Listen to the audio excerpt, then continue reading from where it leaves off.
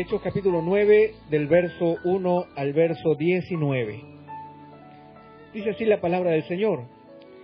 Saulo, respirando todavía amenazas y muerte contra los discípulos del Señor, fue al sumo sacerdote y le pidió cartas para la sinagoga de Damasco, para que si encontraba algunos que pertenecieran al camino, tanto hombres como mujeres, los pudiera llevar atados a Jerusalén.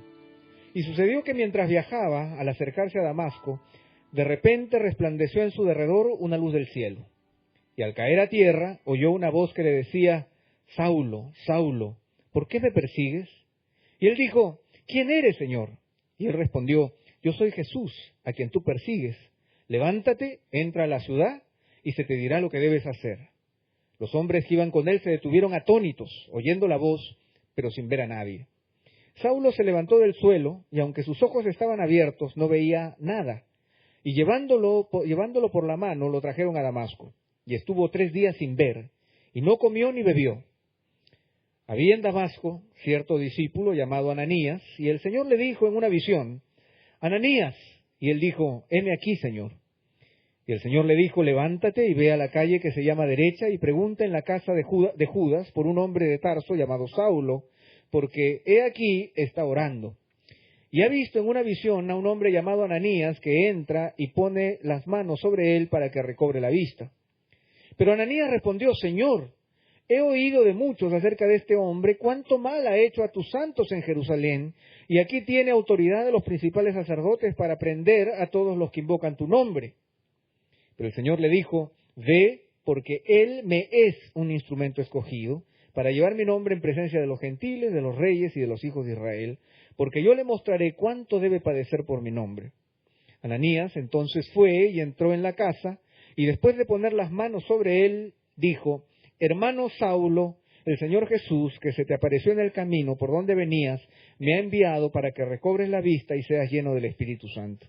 Al instante cayeron de sus ojos como unas escamas, y recobró la vista, y se levantó y fue bautizado, tomó alimento y cobró fuerzas, y por varios días estuvo con los discípulos que estaban en Damasco.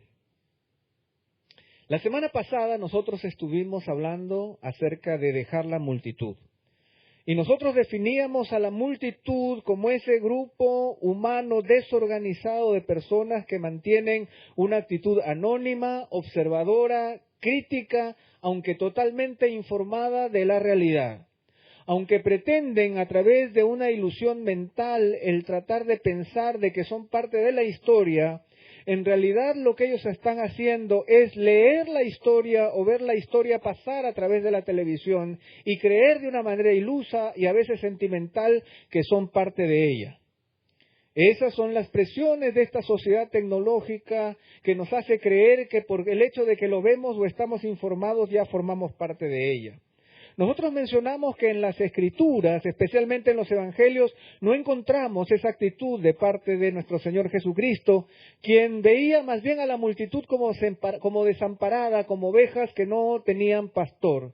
Y es más bien que el Señor nos está invitando no solamente a venir como oyentes para escuchar su voz y ver lo que Él es capaz de hacer en otros y lo que es capaz de decirle a otros, sino que más bien el Señor nos invita una y otra vez en los testimonios de los evangelios que podemos repetir una y otra vez. Nosotros podemos ver cómo el Señor bendice a aquellos que estuvieron dispuestos a salir de entre la multitud y llegar delante de Jesús con sus problemas, con sus ansiedades, con sus dificultades, con todo aquello que les hacía daño, esperando en fe que el Señor pueda transformar sus vidas.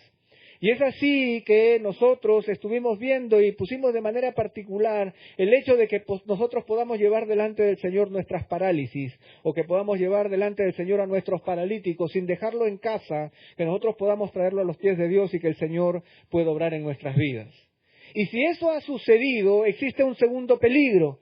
No solamente basta con haber dejado la multitud, haber confesado que Jesucristo es nuestro Señor, haber testimoniado que en nuestras vidas el Señor está obrando, sino que corremos el peligro de seguir andando en solitario a pasar de esta realidad, creyendo que el cristianismo es una relación entre Él y yo.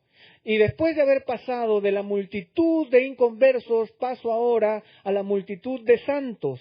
Pero así pertenezca a esa multitud de santos, el Señor no nos llama a ser parte de la multitud, sino que Él nos llama a entrar de lleno en la comunidad. Y son dos palabras completamente diferentes y absolutamente opuestas.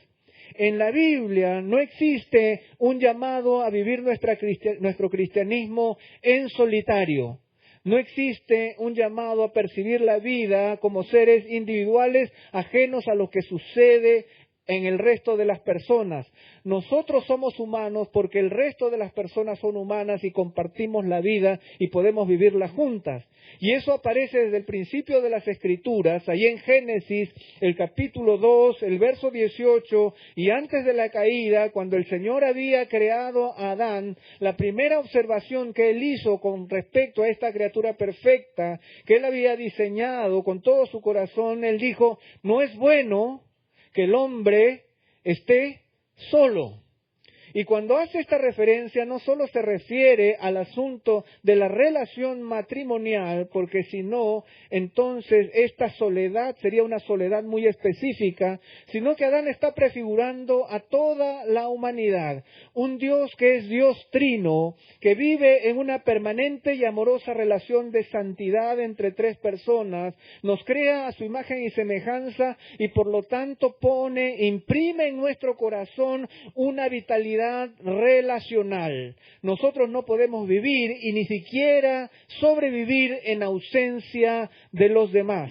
No es bueno que el hombre esté solo, pero nuestra sociedad contemporánea nos presiona a creer que vivir en extrema individualidad es reconocido y no solamente reconocido, sino que es deseado.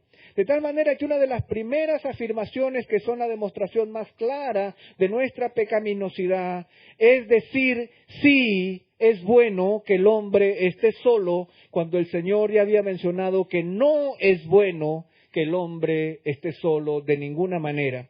Y algunos pasajes de la Escritura no solamente lo prefiguran como algo malo, sino hasta como una necedad.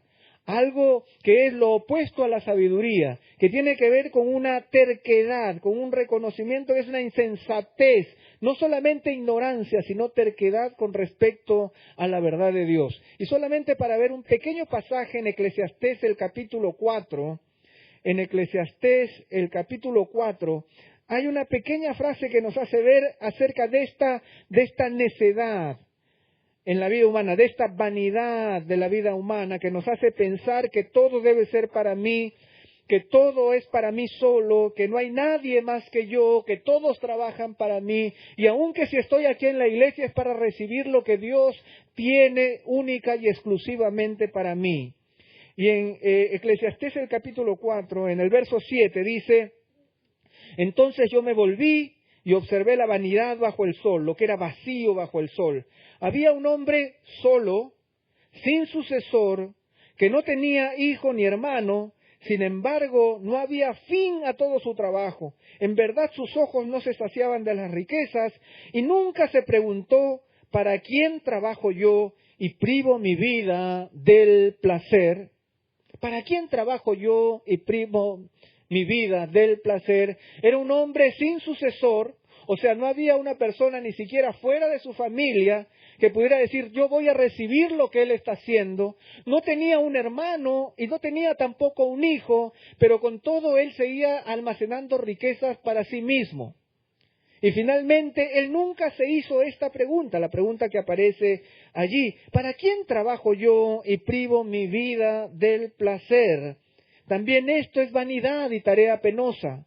Pero a nosotros se nos hace creer que todo es para mí, que todo depende de mí, que todo lo que yo consigo es para mí, y aún en el Señor creemos que estamos acumulando bendiciones que son solamente para mí.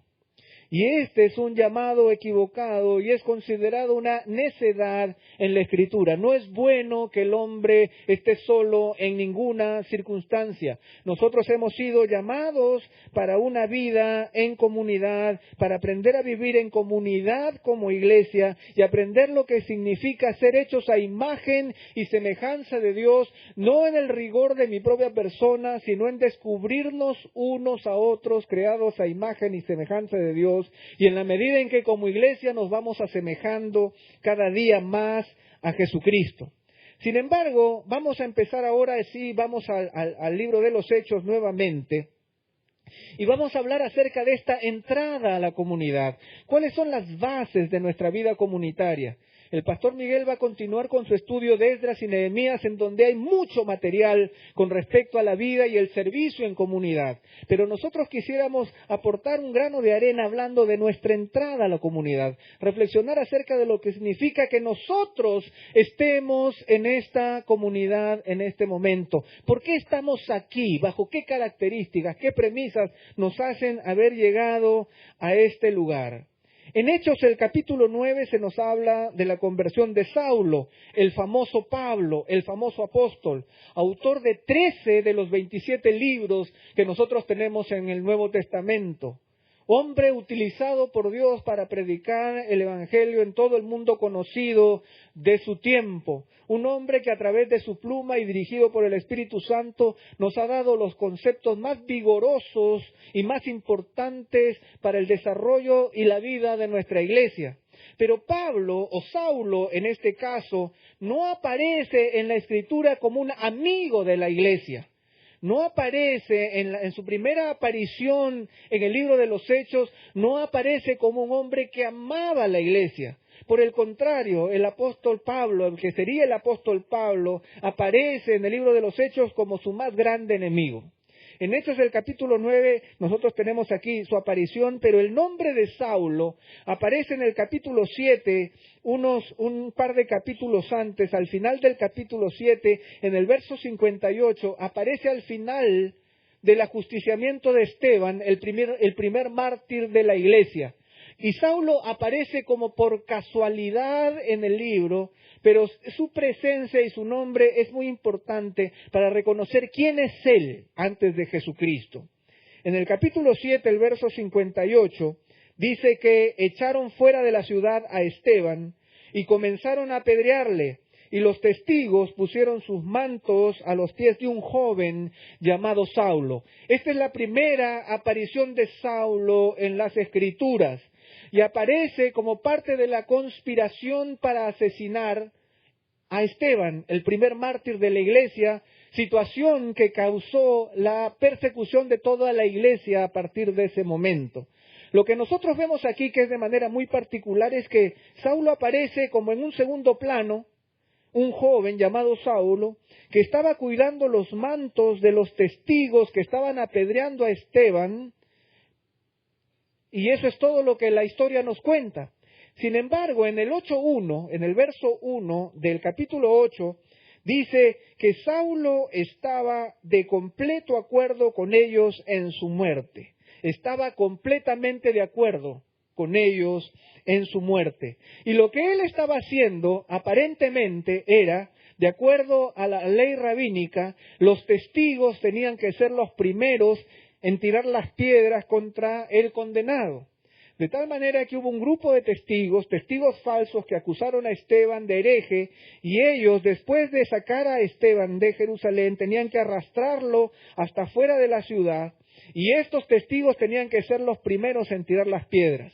Como ellos tenían que tirar las primeras piedras, los mantos no le facilitaban la acción. O sea, si quieres tirar con ganas, no vas a estar con un manto encima. Entonces Saulo no tuvo mejor idea. Dice, pásenme para acá los mantos, yo se los cuido y ustedes apunten bien y denle duro a Esteban. Y no nos dice que esto fue casual, no es que solamente los mantos estaban allá a sus pies, sino que él estaba completamente de acuerdo con ellos. Y como nos dice el final del verso 1 del capítulo 8, en aquel día se desató una gran persecución en contra de la iglesia de Jerusalén, y todos fueron esparcidos por las regiones de Judea y Samaria, excepto los apóstoles. Y algunos hombres llevaron a enterrar a Esteban y lloraron a gran voz por él, pero dice el verso 3, Saulo hacía estragos en la iglesia, entrando de casa en casa y arrastrando a hombres y mujeres, los echaba en la cárcel.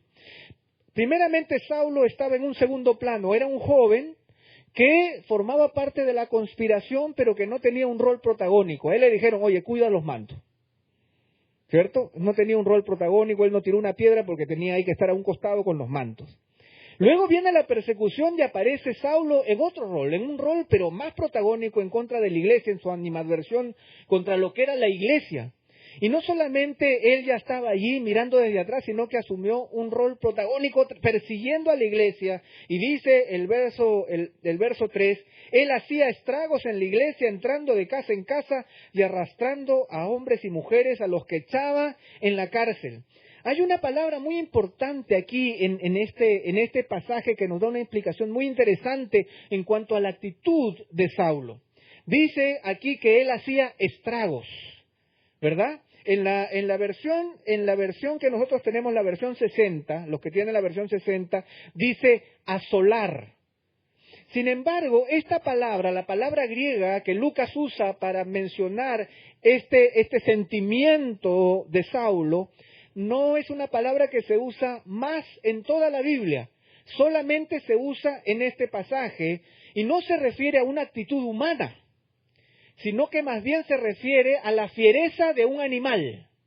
Hacer estragos, lo que está haciendo Lucas es mostrar que Pablo no tenía ni siquiera una actitud de odio humano, sino que tenía la fiereza de un animal, que cuando entra en un lugar, por ejemplo, un animal fiero que entra a un lugar en donde está encerrado, empieza a destruirlo todo a mordiscos y arañazos sin tener consideración alguna.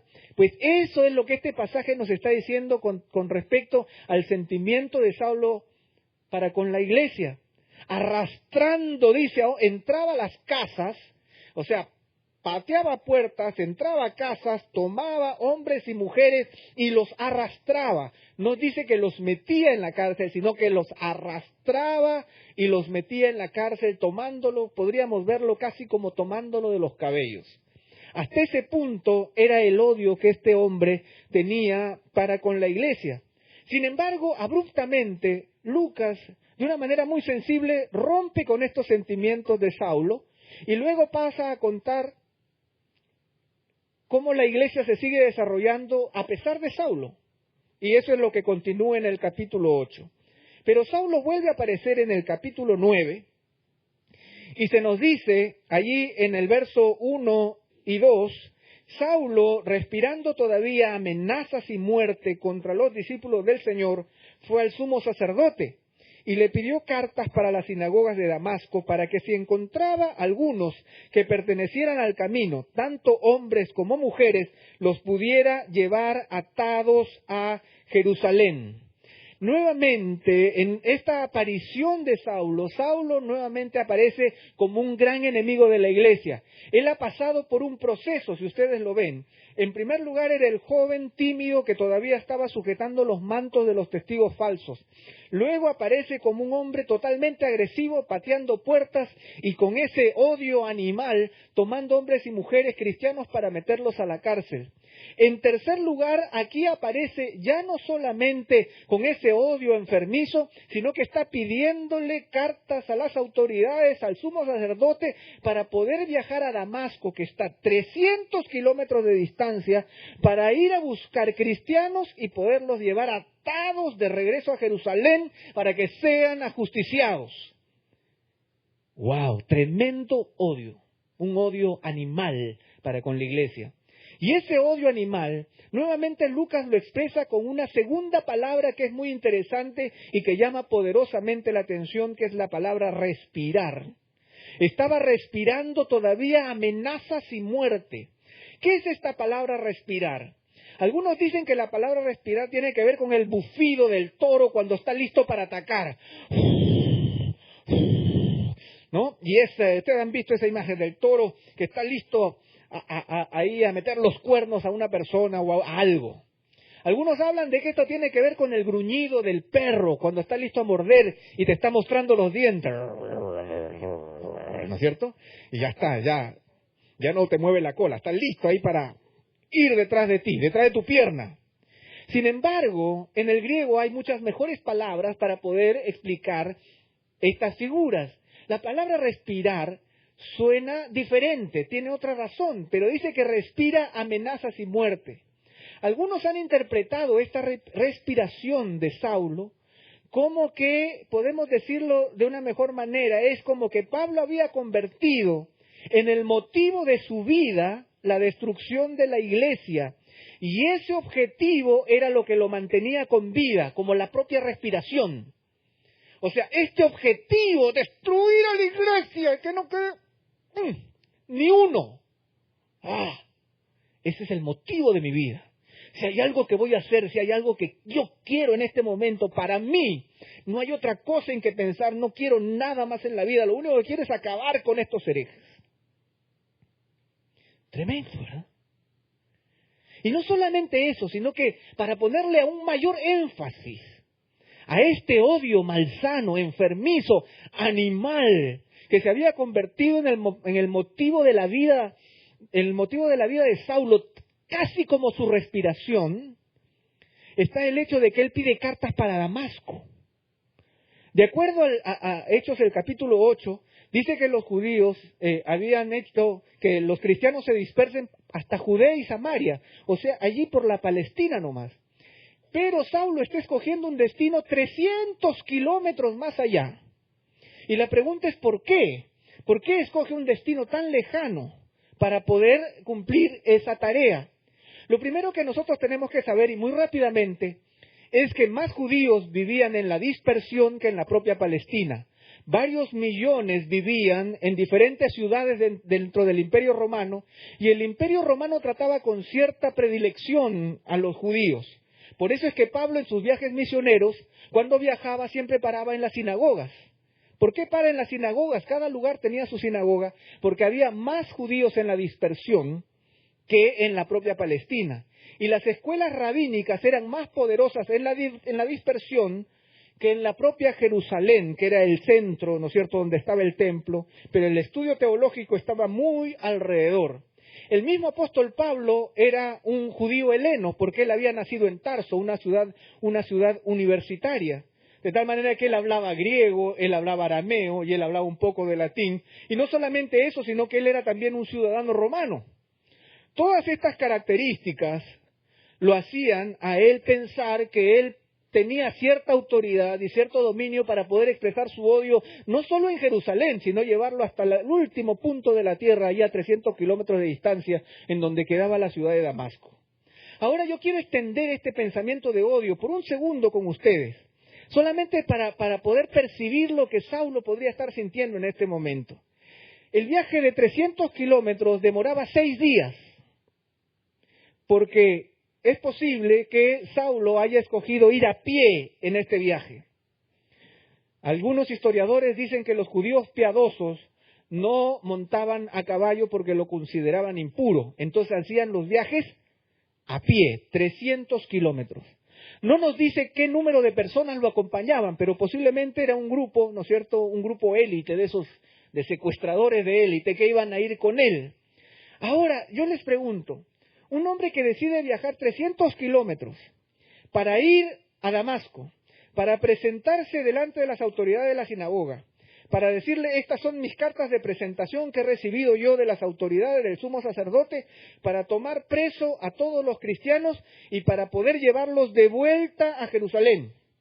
Señores, yo les hago la pregunta, 300 kilómetros de ida, él iba a estar allá, a patear puertas, a arrastrar gente, cristianos, hombres, mujeres y niños, ancianos, tomarlos, atarlos, porque eso dice que los quería llevar atados, eso es lo que nos dice el pasaje, atarlos, y luego llevarlos de vuelta 300 kilómetros, en un viaje sumamente difícil que podría tomarles quizás el doble de tiempo.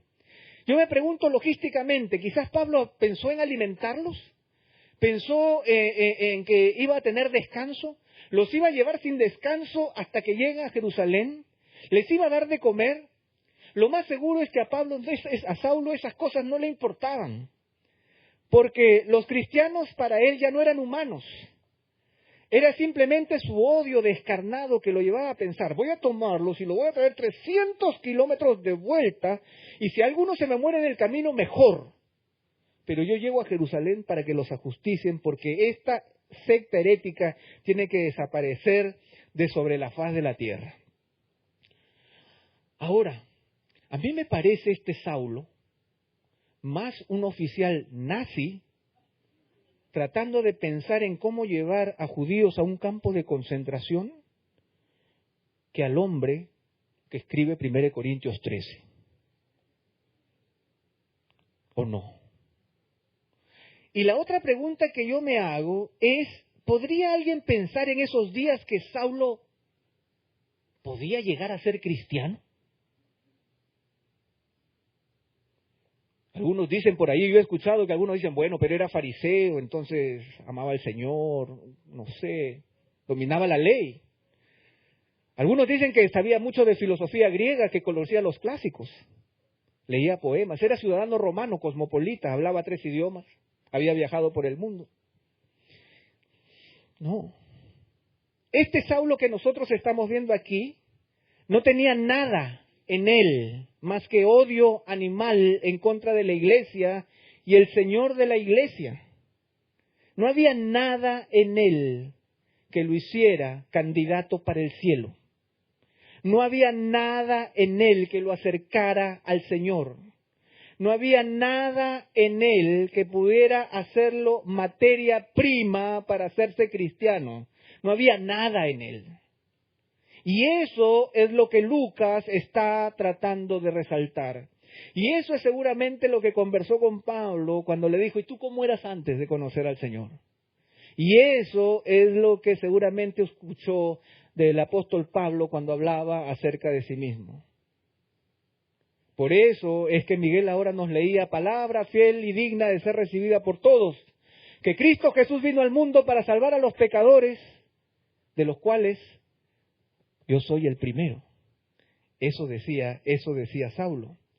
Ahora, ¿dónde está la diferencia? ¿Dónde está la diferencia entre el Saulo que nosotros estamos viendo ahora y el Saulo de las epístolas y de las cartas y de las palabras de amor? La diferencia está en la cruz. La diferencia está en la presencia de Jesucristo, que por gracia, en medio del camino, de ese camino de odio hacia Damasco, el Señor se presentó delante de él y lo detuvo porque Él quiso. Porque así le plació hacerlo. Porque lo hizo por gracia. Porque Él lo quiso de esa manera y no porque Saulo lo mereciera. Ahora yo les hago la pregunta a ustedes. Si nosotros estamos aquí en esta tarde ya, yo quisiera saber, si ustedes podrían levantar la mano, ¿cuántos están aquí porque lo merecen? Porque en realidad ninguno de nosotros merecemos estar aquí. Nadie. ¿Quién de nosotros merece estar aquí? Quizás no teníamos el odio animal de Saulo. Quizás no teníamos esa rabia indiscriminada contra la iglesia. Pero igual éramos enemigos de Dios. Igual estábamos separados de Él. Igual estábamos viviendo una vida ajena a lo que el Señor espera. Pero con todo, también en nuestra vida, en medio de nuestra caminar, en medio de nuestro camino a Damasco, también el Señor nos detuvo. Y el Señor detiene a Saulo, y lo detiene por gracia. Y lo detiene, como dice allí en el verso 3, y sucedió que mientras viajaba, al acercarse a Damasco, de repente resplandeció en su derredor una luz del cielo. Y al caer a tierra oyó una voz que le decía, Saulo, Saulo, ¿por qué me persigues? Y él le dijo, ¿quién eres, Señor? Y él respondió, yo soy Jesús a quien tú persigues. Levántate, entra en la ciudad y se te dirá lo que debes hacer. Saulo estaba a las puertas de Damasco, estaba mirando Damasco, ahí está. Damasco, sus edificios, sus casas, la gente caminando con él entrando a la ciudad. Durante 6 días él había tenido el tiempo suficiente para hacer su plan y para hacerlo cada vez más perfecto. Habría repensado una y otra vez las palabras que iba a utilizar para presentarse ante los líderes de la sinagoga, ante las autoridades romanas. Habría pensado una y otra vez cómo iba a impedir que los cristianos se le escapen de las manos. Había pensado una y otra vez cómo los iba a amarrar y cuánto los odiaba y cuánto esperaba llevarlos de vuelta a Jerusalén y que puedan ser ajusticiados porque son una lacra despreciable que tiene que ser eliminada de sobre la faz de la tierra. Pero cuando estaba poniendo el pie en Damasco, el Señor se le presenta y se presenta delante de él en todo poder, en toda gloria, como Señor de señores, como Rey de reyes, y él cae al piso y las primeras palabras que él escucha son: Saulo, Saulo, ¿por qué me persigues? ¿Por qué me persigues? Y Saulo pregunta, ahí en medio de su aturdimiento, en el piso, ante esa luz brillante, que él no sabe ni de dónde viene, le dice: ¿quién eres, Señor? Y él le dice: yo soy Jesús a quien tú persigues. Yo soy Jesús a quien tú persigues. Y aquí está el primer secreto de nuestra vida en comunidad. Nuestra vida en comunidad es el resultado de que el Señor ha prometido estar con nosotros todos los días hasta el fin del mundo. Saulo no estaba persiguiendo solamente a los discípulos de Jesús. Saulo estaba persiguiendo a Jesús porque Jesús nunca deja de estar fuera de la vida de los discípulos. Y esa es nuestra realidad de la vida en comunidad. El primer principio es el hecho de que el Señor ha afirmado su presencia y su permanencia con nosotros siempre. El deseo de Dios es estar con su iglesia. ¿Por qué me persigues?, le decía a Saulo. Yo soy Jesús a quien tú estás persiguiendo. Y seguramente para Saulo esta afirmación fue tremenda, porque para él Jesús ya estaba muerto, había muerto en la Pascua, lo habían enterrado, y no solamente lo habían enterrado, sino que él sabía de muy buena fuente que los discípulos engañadores y herejes habían tomado el cuerpo de Jesús y lo habían escondido para hacerle creer a las multitudes que él había resucitado. Pero él no estaba persiguiendo a los discípulos, él no estaba persiguiendo a Jesús, él estaba persiguiendo a los discípulos. Pero el gran secreto era que Jesús estaba con sus discípulos en ese momento. Y esa es nuestra primera realidad. La primera realidad de nuestra comunión es que el Señor está vivo y comprometido con su iglesia en cualquier condición en la que se encuentre. Nosotros no invitamos a Jesús a que se haga presente. El Señor no se hace presente cuando hay buena música ni cuando hay excelente predicación. El Señor está presente porque sí lo ha decidido Él. El Señor está presente aquí en medio nuestro y esa es la razón de ser de nuestra comunidad. Porque nosotros tenemos una común unidad, tenemos algo en común y eso que tenemos en común es Jesucristo mismo presente aquí en medio nuestro. Y Jesús no solamente está presente porque simplemente lo quiso, Él aún lo oró. Y en Juan 17 nosotros leemos con mucha precisión esta oración íntima de nuestro Señor Jesucristo. Allí en Juan capítulo 17, el verso 20 dice: mas no ruego solo por esto, sino también por los que han de creer en mí por la palabra de ellos, para que todos sean uno, como tú, oh Padre, estás en mí y yo en ti, que también ellos estén en nosotros, para que el mundo crea que tú me enviaste. Esa perfecta unidad es la que Jesús afirma delante de Saulo, por eso es capaz de decirle: ¿por qué me persigues? Y la primera realidad entonces de nuestra comunidad, a la comunidad en que nosotros estamos en este momento, es la comunidad en donde el Señor ha decidido y ha orado y ha intercedido aún por nosotros mismos para que seamos uno con Él. Uno con Él. Él es nuestro centro, nuestra motivación. No es el edificio, no son las amistades, es Él. No son los programas, es Él el que nos mantiene íntimamente unidos a todos nosotros. Y 2 capítulos antes, ahí en Juan capítulo 15, el Señor utiliza una figura que también es muy hermosa para mostrar esa misma realidad. En Juan capítulo 15, a partir del verso 4, dice: permaneced en mí y yo en vosotros. Como el sarmiento no puede dar fruto por sí mismo si no permanece en la vid, así tampoco vosotros si no permanecéis en mí. Yo soy la vid, vosotros los sarmientos, el que permanece en mí y yo en él, ese da mucho fruto, porque separados de mí nada podéis hacer. Cada uno de nosotros nos mantenemos en comunidad porque el Señor, como un tronco principal y nosotros como sus pequeñas ramas, estamos conectados a la savia y a la vida que Él solamente puede producir en nosotros, de tal manera que llegamos a dar fruto porque es de la vida que depende solamente de Él, porque separados de Él, nada podemos hacer. Y esa es nuestra primera realidad. Por eso es que el apóstol Pablo, el ex Saulo, quizás pensando en esta experiencia en donde Jesús le dice, ¿por qué me persigues?, es que él llega a afirmar en Efesios el capítulo 5,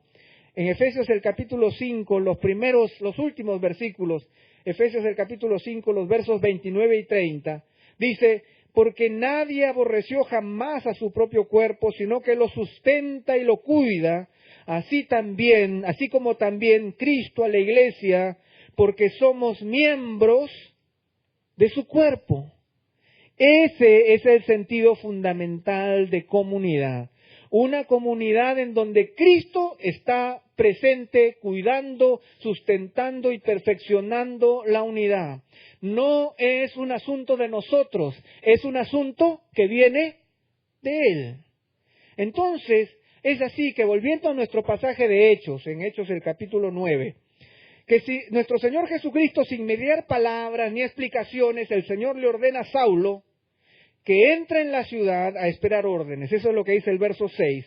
Levántate, entra a la ciudad y se te dirá lo que debes hacer. Señores, el Saulo que estaba a punto de entrar a Damasco con cartas de presentación para las autoridades, con un odio animal para con la iglesia, con el deseo irrefrenable de poder destruir a la iglesia del Señor, ya no era el mismo en el momento en que se encontró con el Señor, sino aquel que era superpoderoso, que era grande, que tenía muchas cosas, ahora estaba humillado, débil, incapacitado, entrando a una ciudad llevado de la mano porque estaba completamente ciego, y el apresador se había convertido en un prisionero de Jesucristo. El apresador se había convertido en un prisionero de Jesucristo. Ya no había en él el poder. El Señor se había puesto delante de él mismo y le estaba ordenando lo que él tenía que hacer. Nosotros no sabemos qué pasó en la intimidad durante esos 3 días. ¿Qué pasó en esos 3 días en que él estuvo ayunando y orando? No lo sabemos. Porque siempre el nuevo nacimiento y la conversión ocurrirán en el secreto de Dios. Pero hay algo que nosotros tenemos que aprender en segundo lugar con respecto al secreto de la vida en comunidad. El secreto de la vida en comunidad no solo depende en el hecho de que el Señor está presente, sino que también el Señor está empujándonos y está llamándonos a asumir una responsabilidad para con la vida en comunidad. Mientras el Señor le está hablando a algunos corazones fuera de este lugar y está llamándolos al arrepentimiento, en ese mismo momento y en esas mismas circunstancias, el Señor debería estar hablándonos a nosotros para que nos preparemos y recibamos a aquellos que están por entrar. Y eso es lo que aprendemos aquí en el caso de Ananías. Mientras en el verso 9 de Hechos 9 dice que estuvo Saulo 3 días sin ver y no comió ni bebió, dice el verso 10, había en Damasco cierto discípulo llamado Ananías, y el Señor le dijo en una visión, Ananías, y él dijo, heme aquí, Señor. Y el Señor le dijo, levántate y ve a la calle que se llama Derecha, y pregunta en la casa de Judas por un hombre de Tarso llamado Saulo, porque he aquí está orando.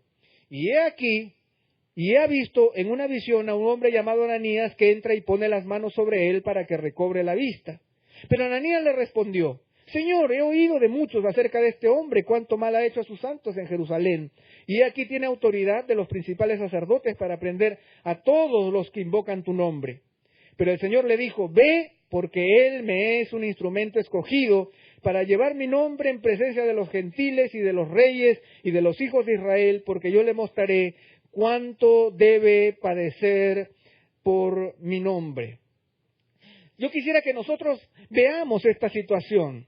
Mientras el Señor le había estado hablando a Saulo, y Saulo estaba ciego, había sido llevado de la mano, Jesús mismo se le había presentado y le había dicho: tú eres el que me está persiguiendo, y le había dado órdenes de entrar a Damasco y a esperar una respuesta que él no sabía cuál era. Mientras el Señor estaba trabajando en su corazón, el Señor se puso a trabajar en la vida de su pueblo para ser receptivos con este hombre que de ninguna manera hubiera sido aceptado por sus propios medios o por su propio currículum, por llamarlo de alguna manera. Y es así, mis queridos hermanos, que si nosotros estamos en este lugar, en la iglesia, es también porque el Señor obró este trabajo de, mientras nos estaba hablando en el corazón, también estaba preparando una iglesia para que sea receptiva para con nosotros. Y eso es lo que Ananías hizo. Nosotros muchas veces estamos acostumbrados a los sistemas y a las formas mecánicas y a los programas de recepción para las nuevas personas, y muchos de ellos son eficaces.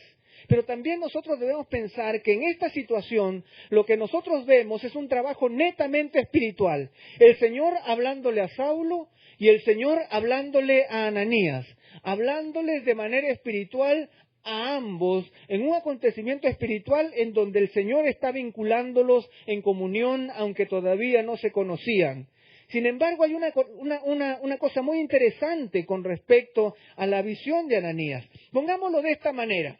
Ananías estaba orando, nosotros no conocemos quién es Ananías, solo aparece aquí y aparece luego en Hechos 22 porque el apóstol Pablo lo menciona, señalándolo diciendo que era un hombre respetable entre el pueblo judío, pero no sabemos nada más acerca de él.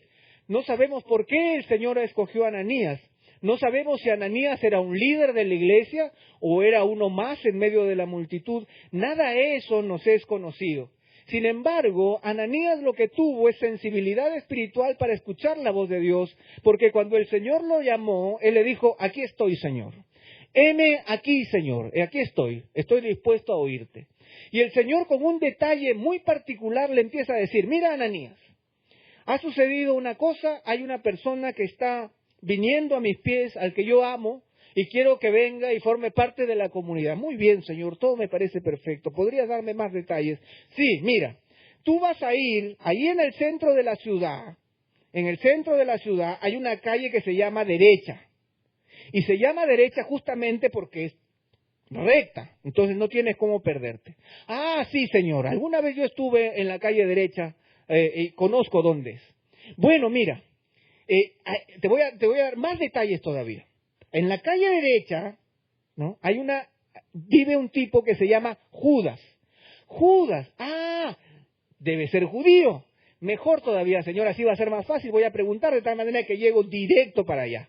¿Qué más, Señor? ¿Y ahí qué tengo que hacer? Mira, entonces, vas al centro de la ciudad, vas a la calle Derecha y vas a entrar a la casa de un tal Judas.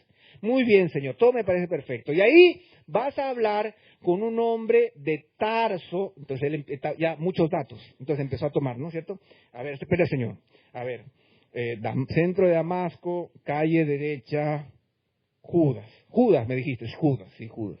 Muy bien, ¿y el hombre es de dónde? De Tarso. Muy bien, ¿y cuál es su nombre? Saulo. ¿Me repite el nombre, por favor? ¿What? ¿Quién? Señor, ¿dijiste Saulo? ¿De Tarso? Y encima tú le has dicho que Ananías va a ir a buscarlo. Pero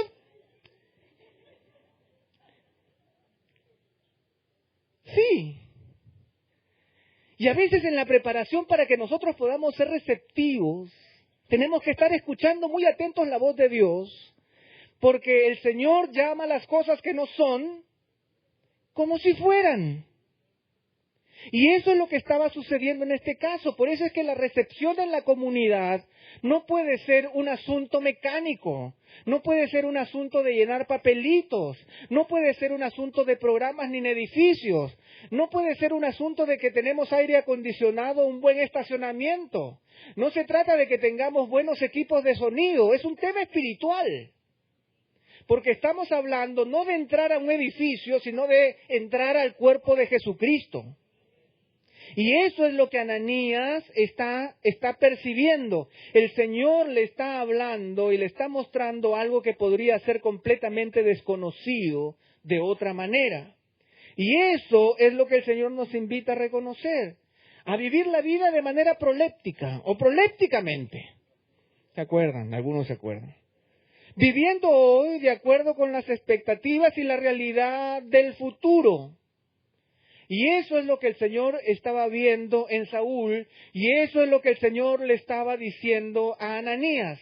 Interesantemente, Ananías le responde, porque Ananías no solamente leía su Biblia, sino que también veía CNN, leía los periódicos, estaba informado de lo que pasaba en Jerusalén. Y él le tiene que decir, Señor, mira de quién estás hablando. He oído mucho acerca de este hombre, cuánto mal ha hecho a tus santos en Jerusalén. Y aquí él tiene autoridad de los principales sacerdotes para prender a todos los que invocan tu nombre. Quizás él se está sorprendiendo porque él había oído de Saulo en Jerusalén, pero él no imaginaba que Saulo iba a aparecer en Damasco. ¿No es cierto? Él tiene cartas, y ahora que me lo estás diciendo, este tipo está acá. Aquí, con nosotros. Pero interesantemente, yo quiero que ustedes noten un detalle muy interesante en el verso 15, dice, pero el Señor le dijo, ve porque Él me es un instrumento escogido. Y aquí, hermanos, lo que vemos en el Señor es su completa gracia, porque no dice, ve porque Él me será un instrumento escogido. Él me es hoy.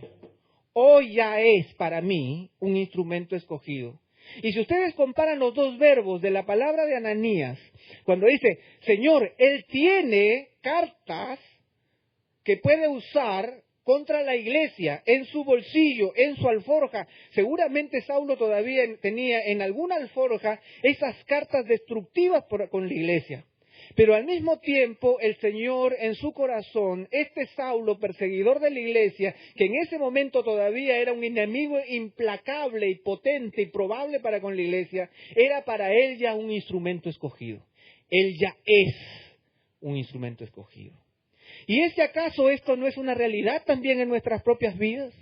Si el Señor cuando nos trae a su presencia es por pura gracia, sin merecerlo, sin que nosotros tengamos nada, pero el Señor hace una obra y es la obra de poder llamarnos de entre los muertos y que nosotros lleguemos a ser lo que por nuestros propios medios, nunca podríamos ser. Ese es el milagro de la invitación del Señor. Y ese es el milagro que el Señor nos invita a través de Ananías, el poder reconocer que tenemos que ver y ser receptivos para con otros, abrir nuestros corazones de manera intencional para poder ver lo que el Señor está viendo en otras personas y no solamente verlos como enemigos potenciales, sino poder ver aquello que el Señor ya está viendo en la vida de muchas personas.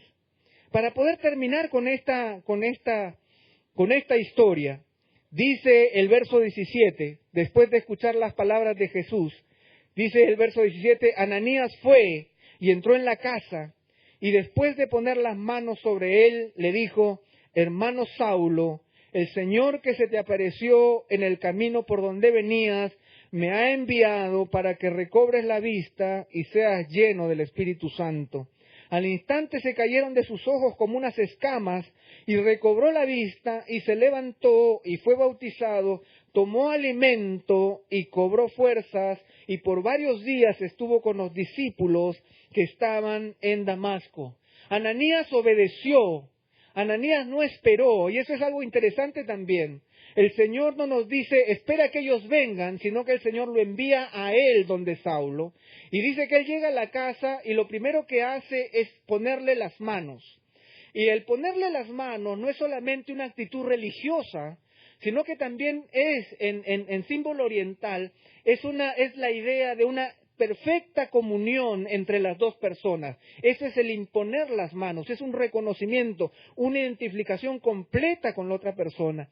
Y en ese momento en que Saulo, ciego todavía, está recibiendo esta imposición de manos, se da una confirmación de lo que el Señor quería para él. ¿Por qué? Porque Ananías le dice, ¿qué palabra le dice? Oye, perseguidor, el Señor me ha mandado acá, pero mira, yo no creo nada que tú vas a cambiar, pero bueno. No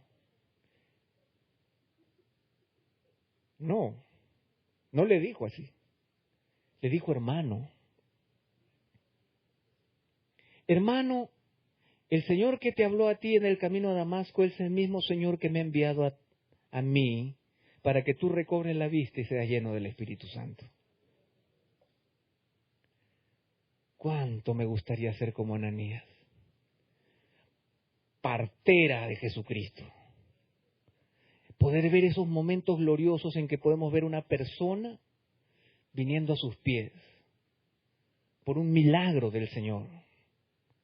Pero nuevamente, no ser parte de la multitud observadora, sino ser el instrumento de identificación con el pueblo de Dios, de incorporación y de bienvenida, pero no como una función, porque Ananías no tenía una función, no tenía la función de dar la bienvenida a los perseguidores de la iglesia, un cargo con un montón de reglas, ¿no es cierto? No, él no tuvo una función, él tuvo una visión, porque estaba en comunión con el Señor. Y cuán delicioso sería que en la IBI hubieran muchos Ananías, que tuvieran los ojos abiertos para ver en oración delante del Señor a aquellos a que el Señor esté llamando y nosotros estemos listos para poder darle el abrazo de afecto y poder introducirlos como hermanos y llamarlos a la comunión de unos con otros. Porque no solamente se trata de que aquí cantemos que el Señor tiene cuidado de nuestra vida, sino que el Señor nos llama a que tengamos cuidado los unos de los otros. Que nosotros no seamos la multitud de los santos que está observando lo que aquí está pasando, sino que realmente estemos actuando como lo hizo Ananías, porque Ananías cumple una función muy importante. Toma a Saulo, lo bendice, seguramente lo bautiza y luego lo presenta a los discípulos de Damasco. Y seguro que los discípulos de Damasco también temblaban, ¿no es cierto? ¿Estás viendo con quién está llegando Ananías? No me digas, ese es Saulo. Pero como llegó con Ananías, los discípulos tuvieron que recibirlo. Y seguramente allí se dio un proceso de encuentro, de perdón entre ellos, de aceptación mutua, de reconocimiento de que son familia de Dios. Porque hubiera sido muy fácil para el Señor decirle ahí en el camino a Damasco, Saulo, Saulo, ¿por qué me persigues? Levántate, a partir de ahora tú serás para mí un predicador. Anda, predica a las naciones y háblales a todos del Señor. Y hubiera partido de ese mismo momento y se hubiera ido para allá. Pero no se dio así. El Señor lo preparó el momento, no solamente para que tenga un encuentro con Jesús, sino también un encuentro con la comunidad. Y todos nosotros necesitamos un encuentro con la comunidad, mis queridos hermanos. Todos nosotros necesitamos de ese encuentro. Necesitamos de un Ananías que nos haga entrar y necesitamos que nosotros seamos Ananías para poder ayudar a otros a que puedan entrar también.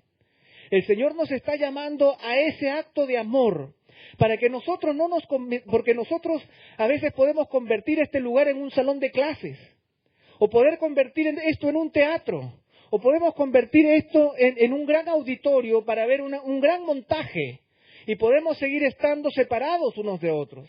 Pero el Señor nos invita a ser iglesia, a ser comunidad, a descubrir en medio de nosotros a los Saulos, enemigos del cristianismo, que el Señor está llamando por su gracia. Y el Señor está buscando que nosotros podamos ser como los Ananías, que están respondiendo a la voz espiritual de Dios y que están dispuestos a poder hacer ese vínculo y ese puente humano que permita que esas personas lleguen aquí para bendecirnos. Porque saben una cosa, en el mismo Damasco, este Saulo que estaba entrando a la ciudad como un enemigo de la iglesia se convirtió en su mayor defensor. Eso es lo que nos dice a partir de los versículos siguientes. Dice el verso 20, y enseguida se puso a predicar a Jesús en las sinagogas diciendo, Él es el Hijo de Dios. Y la confusión era grande porque dice el verso 21, y todos los que decían, que lo escuchaban, estaban asombrados y decían, ¿no es este el que en Jerusalén destruía a los que invocaban este nombre? Y el que había venido con este propósito para llevarlos atados ante los principales sacerdotes, pero Saulo seguía fortaleciéndose y confundiendo a los judíos que habitaban en Damasco, demostrando que este Jesús es el Cristo. O sea, el perseguidor de la iglesia se convierte en su más grande defensor. Dentro de la misma comunidad de los discípulos de Damasco, el Saulo empieza a ser una bendición. Y no solamente una bendición, sino que Saulo, en este mismo Damasco, el perseguidor, empieza a ser perseguido. Dice el verso 23, después de muchos días los judíos tramaron deshacerse de él. ¿No le suena algo parecido a lo que Saulo hacía? Después de muchos días los judíos tramaron deshacerse de él, pero su conjura llegó al conocimiento de Saulo y aún vigilaban las puertas día y noche con el intento de matarlo. Pero sus discípulos lo tomaron de noche y lo sacaron por una abertura en la muralla, bajándolo en una canasta. Él iba con la intención de destruir a todos los cristianos y eliminarlos de la faz de la tierra cuando estaba entrando a Damasco. Pero él sale de Damasco protegido por los discípulos quienes le salvaron la vida. ¿No sería lindo que vivamos esto aquí también? ¿Cuántos Saulos el Señor nos querrá entregar? Pero no hay Ananías que los quieran recibir. ¿Cuántos Saulos el Señor tendrá allí, listo? Pero no hay Ananías que quieran oír. ¿Cuántos hay ahí que están dando fruto, pero piensan que el fruto es para consumo propio y no para exportación? Hermanos, los frutos que nosotros damos son para exportación, para que otros lo consuman, no para nuestro propio consumo. ¿Cuántos nosotros estamos dispuestos a poner nuestra vida en peligro, como Ananías, que igual tuvo que poner el pie en la casa de Judas y esperar cualquier cosa de Saulo? ¿Cuántos nosotros estamos dispuestos a tener la misericordia de unos por otros, esperando ver lo que el Señor está viendo y no solo lo que vemos en la persona? Porque mucho de la iglesia se da en la medida en que nosotros nos rozamos unos con otros, en la medida en que estamos dispuestos a afilarnos mutuamente, a trabajar mutuamente en la palabra de Dios que nos va hablando a nuestro propio corazón. La vida de Saulo fue llevada patas arriba, y él ya no se llamó Saulo más adelante, sino que se llamó Pablo. Y una cosa interesante que yo hizo ver en el primer servicio, es que en el verso 25 dice, pero sus discípulos, no dice los discípulos. Pablo había hecho sus discípulos, empezó a dar fruto, empezó a hacer que la iglesia crezca por él mismo. Él fue una rama fructífera, porque hubo un Ananías que estuvo dispuesto a recibirlo, estuvo un Ananías que estuvo dispuesto a presentarlo. Y después que Saulo huye hacia Jerusalén, luego va a haber un Bernabé. Si ustedes siguen leyendo el pasaje, va a haber un Bernabé que tuvo que presentar a Pablo o a Saulo en medio de la congregación de Jerusalén. Y si ustedes quieren hacer un paralelo para que no digan, oye, el Pepe está inventando cosas con este pasaje, si ustedes leen Hechos capítulo 9 y luego se toman el trabajo de leer Hechos capítulo 10, la conversión de Cornelio, ustedes se van a dar cuenta que los dos pasajes son muy paralelos y ustedes pueden marcar los acontecimientos y ver cómo las dos cosas se van dando juntas y cómo la entrada a la comunidad entonces forma parte de un proceso espiritual al que el Señor nos está llamando. Hermanos, hace un tiempo atrás este lugar se quemó, pero con este lugar quemado no se quemó el Señor. El Señor nos llevó a otra parte y se fue con nosotros. Y luego nos ha hecho volver por un tiempo para ir a otro lugar más grande. Pero no será el edificio, sino la comunión que hay entre nosotros lo que nos hará fructificar. Y no será el edificio, ni el aire acondicionado, ni más estacionamientos lo que hará que venga más gente, sino la disposición a estar conectados espiritualmente para poder escuchar como Ananías el mensaje de Dios para ser receptivos al que está viniendo. El Señor nos llama a que seamos comunidad, cuerpo en Jesucristo, para que estemos mutuamente trabajando y actuando en conjunto para que el Señor opere en nuestras vidas y nos ayude a ver en mi hermano lo que el Señor es capaz de hacer y no solamente lo que Él es en este momento. El Señor está esperando que fructifiquemos, pero no para nosotros mismos, sino para exportación, para que otros nos consuman. Finalmente, si el Señor está presente aquí es porque así lo decidió. Y si el Señor espera que nosotros estemos aquí presentes es para que tomemos la misma decisión, la decisión de renunciar a nosotros mismos y saliendo un poco de nosotros podamos ver al Señor obrando a través de nuestras propias vidas. Ojalá que hayan aquí muchos Ananías que estén dispuestos a escuchar la voz de Dios.